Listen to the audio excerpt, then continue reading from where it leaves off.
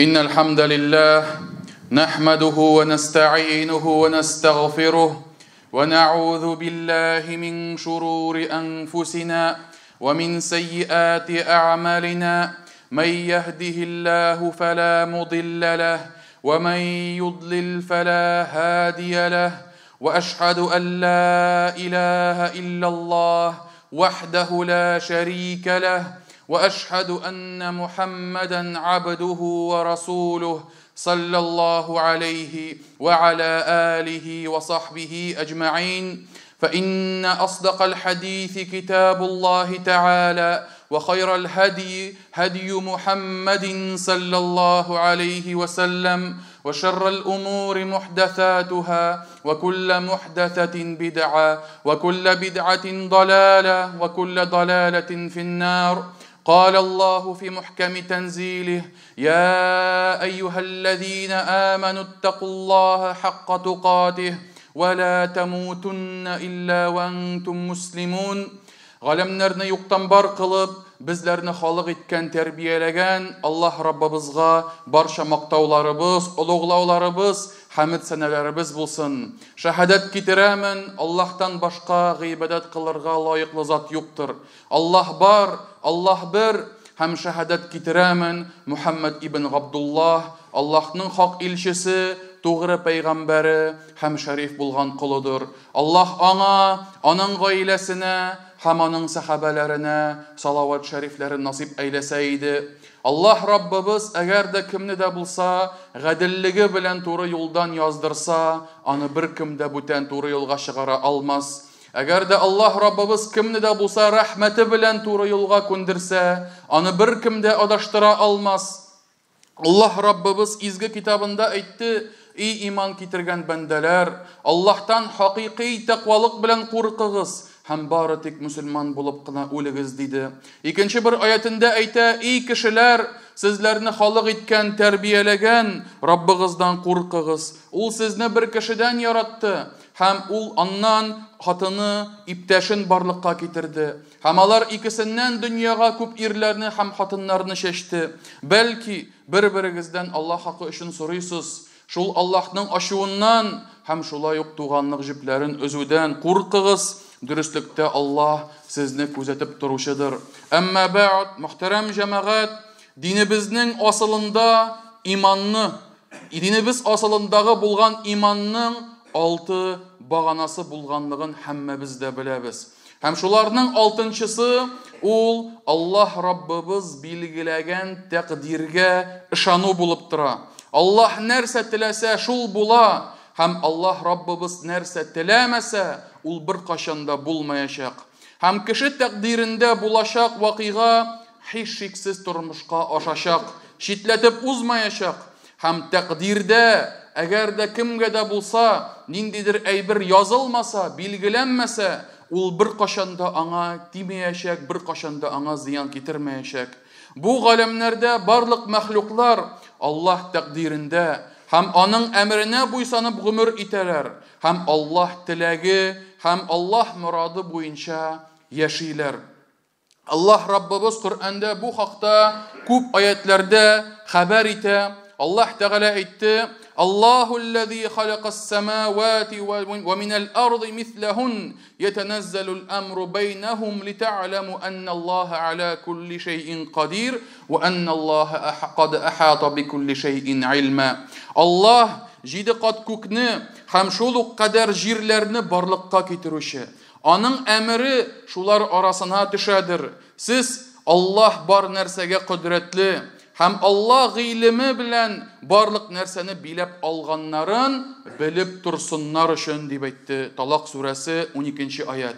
Тагын бер аятта Аллаһ Раббыбыз әйтте: "Инна кулла шай'ин халакнаху биқадар."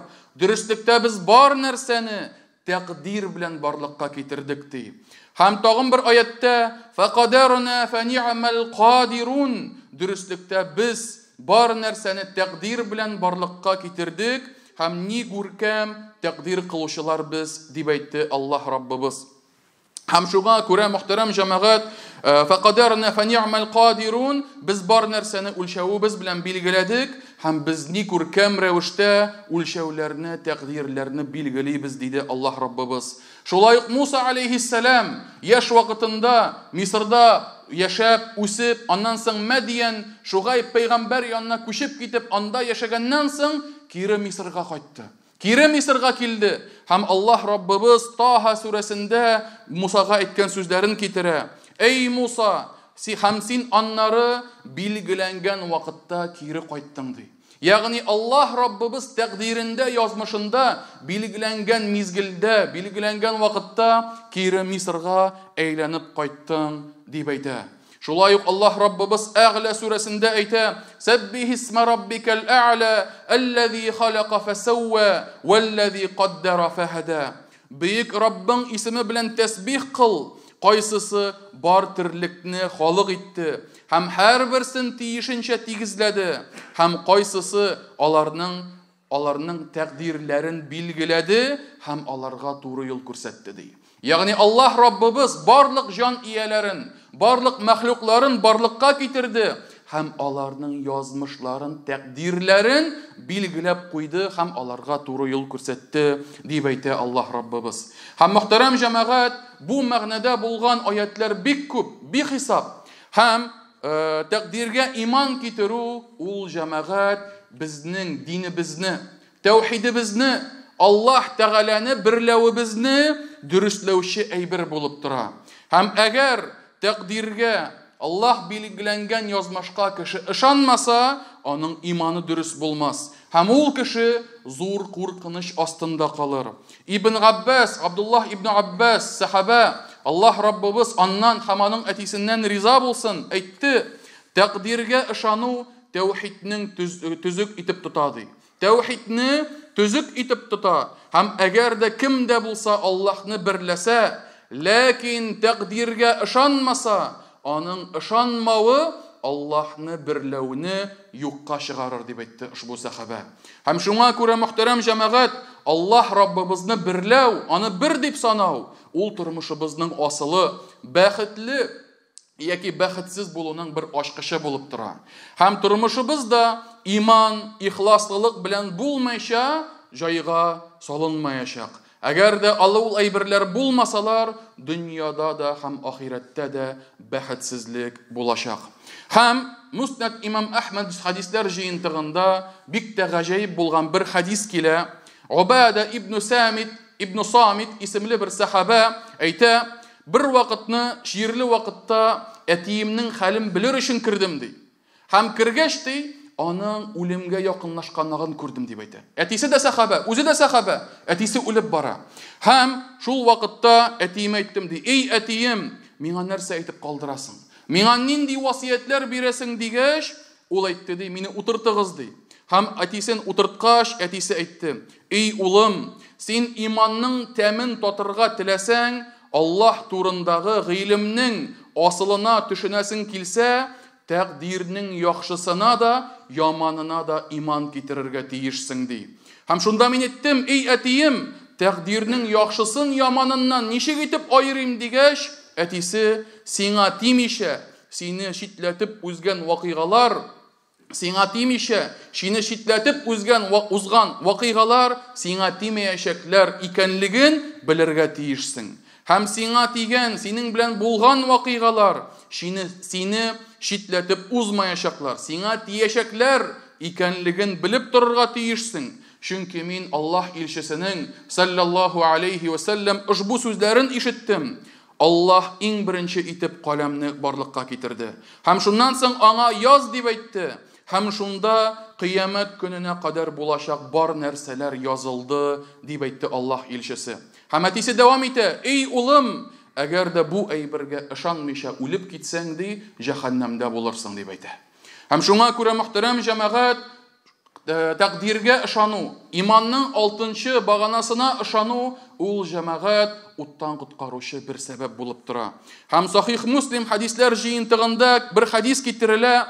Пәйгамбәрбез Мөхәммәд саллаллаһу алейхи ва саллям әйтте: "Һәр нәрсә Аллаһ тәкъдире белән булды.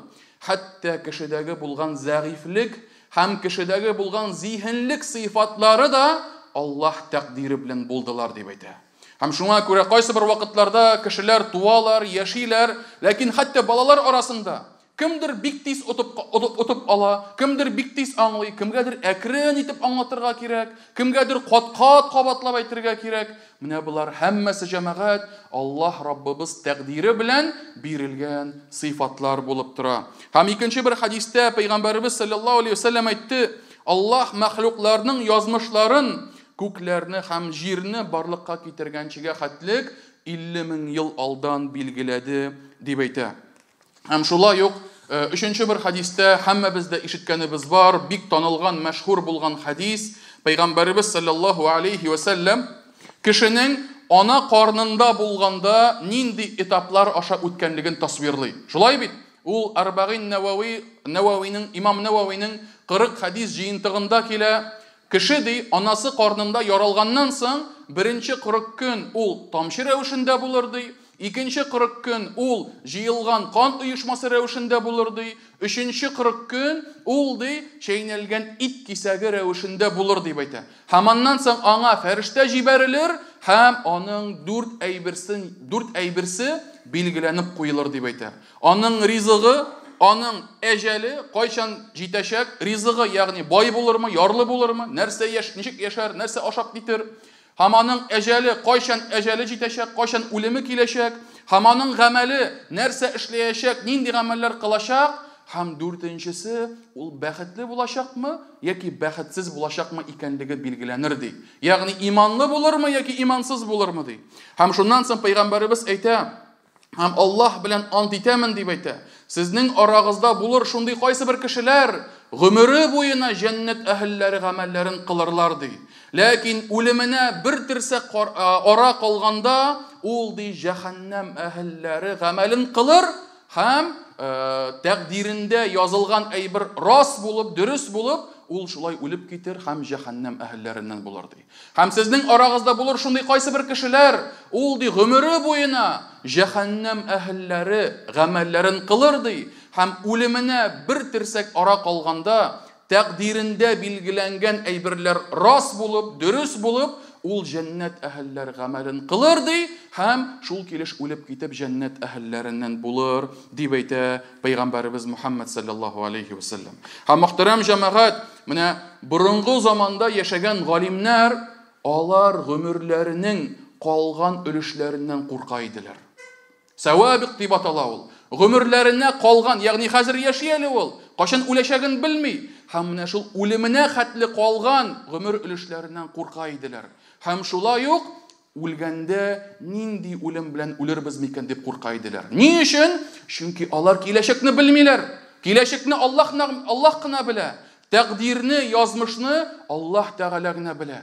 Һәм шуңа күрә алар менә шул гомеребезнең калган өлеше күркәм рәвештә булса иде, иманлы рәвештә булса иде, үлемебездә, соңгы сулышыбызда да ла илаһа иллаллаһ кәлимәсе белән булса иде дип, алар бик каты теләделәр. Һәм шуңа күрә мөхтәрәм җәмәгать, шушы ибрләрдән шушы галимнәребез курыктылар һәм Аллаһ Раббыбызга дугалар кылып ялвардылар.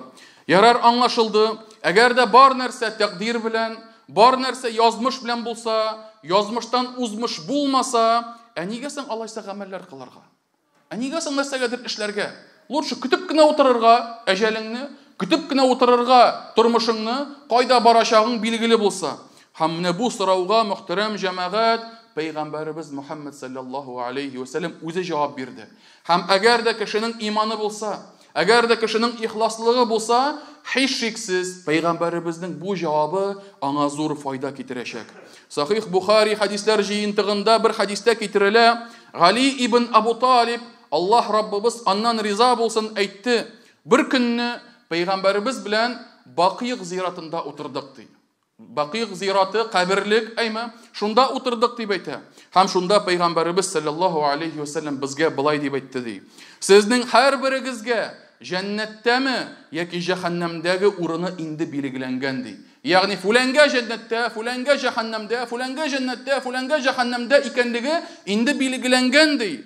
Һәм шунда Пәйгамбәребез саллаллаһу, шунда сахабалар әйттеләр: ey Аллаһ илчесе, алайса язмышка таянып көтеп кенә утырыйк ди. Нәрсәгә гамәл кылыйк ди? Калдырыйк гамәлләрне дип әйтә, изгелекләрне ди. Һәм шунда Пәйгамбәрбез Мухаммад саллаллаһу алейхи ва саллям әйтте: "Юк, гамәл кылыгыз, изгелекләр эшләгез, чөнки һәрбер кешегә барачак урынына илтә торган гамәлләрне эшләү җиңеләйтелде" ди. Һәрбер кешегә барачак урынына илтә торган гамәлләр эшләүе җиңеләйтелде дип әйтә. Әгәр дә ул бәхет ияләреннән булса, аңа бәхет ияләренең гамәлләре җиңеләйтелде ди. Кемнәр алар бәхет ияләре? Җәннәт әһелләре. Әгәр дә ул анда бара торган булса, җәннәткә илтә торган гамәлләр аңа җиңел булды ди. Һәм әгәр дә ул бәхетсезлек, кайгы, хәсрәт ияләреннән булса, аңа ди кайгы, хәсрәт әһелләренең гамәлләре җиңеләйтелде ди. Ягъни җәһәннәм әһелләре гамәлләре. Һәм шунда Пәйгамбәрбез саллаллаһу алейхи ва саллям Лейл сүрәсенең 5-нче аяттан алып 10-нчы аятына хәтле аятларны укыды. Аллаһ Раббыбыз әйтте: "Фәәмма ман аъта ваттаqa ва саддаqa бил хусна фасануяссируhu лил юсра. Ва амма ман бахила вастагна ва каззаба бил хусна фасануяссируhu лил усра" дип әйтте. Аллаһ Раббыбыз шушы Пәйгамбәрбез Мухаммад Аллаһның шушы изге китабындагы сүзләрен китерә. Һәм аның тәрҗемәсе: "Һәм кем садакалар бирсә, һәм тәкъвалы булса, Аллаһның берлеген, ислам дине, Коръән һәм Пәйгамбәрнең хаклыгын таныса, без аңа җәннәткә кертүче гамәлләрне җиңеләйтербез" ди. Ләкин әгәр дә ул саран булса, һәм үзен Аллаһка мохтаҗ булмаган дип санаса, һәм Аллаһның берлеген, ислам дине, Коръән, Пәйгамбәрнең хаклыгын инкар итсә, без аңа җәһәннәмгә китерүче гамәлләрне җиңеләйтербез дип әйтә Аллаһ Раббыбыз. Газиз дин кардәшләрем, тәкъдиргә иман китерү чынлыкта мөмин кешегә бары тик тынычлык кына бирә. Аның дөньясына һәм ахиретенә бәхет ачкычы булып тора.